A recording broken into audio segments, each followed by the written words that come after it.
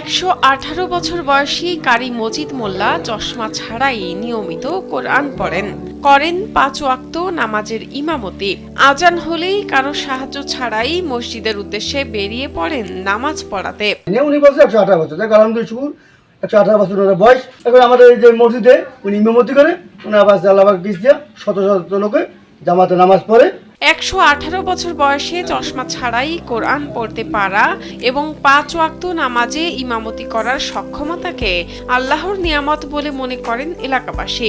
তারা বলছেন, মজিদ কারীর মতো মানুষ অত্র এলাকায় আর দ্বিতীয়টি নেই। 118 বছর বয়সে চশমা ছাড়া কোরআন শরীফ পড়া এবং এর ব্যাপারে আল্লাহর আশীর্বাদ ছাড়া আর হয় না। স্যান্ডেলিনা সো, রূপচর্চায় আভিজাত্য।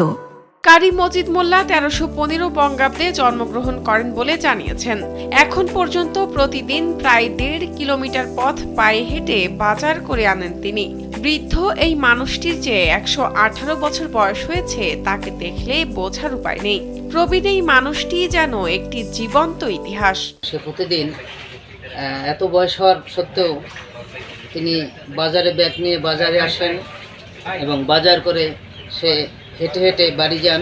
বরিশালের বাকেরগঞ্জ উপজেলার কলসকাঠি ইউনিয়নের দিয়াতলি গ্রামের কারি মজিদ মোল্লা পড়াশোনা করেছেন কুমিল্লার হযরত ইব্রাহিম কারি মাদ্রাসায়। পড়াশোনা শেষে বাড়ি ফিরে পাশের ধাপরকাঠি গ্রামের একটি মসজিদে ইমামতি দিয়ে কর্মজীবন শুরু করেন। বর্তমানে গ্রামবাসীদের সহায়তায় বাড়ির পাশেই একটি মসজিদ নির্মাণ করেছেন, যেখানে ইমামতি করছেন মজিদ কারি নিজেই। মজিদ মোল্লার 2 ছেলে ও 1 মেয়ে। মেয়ে ও ছেলেদের ঘরে নাতিপুতিদের সাথেই বর্তমানে বেশিরভাগ সময় কাটে তাদের কোরআন তেলাওয়াত শুনিয়ে বা গল্প করেই নিজের অবসর সময় কাটান। বাড়ি থেকে মসজিদে যাওয়ার পথটি ভাঙাচোরা হওয়ায় হেঁটে হেঁটে মসজিদে যেতে কষ্ট হয় বলে জানান কারি মজিদ মোল্লা। কেউ যদি রাস্তাটি ঠিক করে দিত তবে তিনি কৃতজ্ঞ হতেন বলেও জানান শতবর্ষী এই বৃদ্ধ।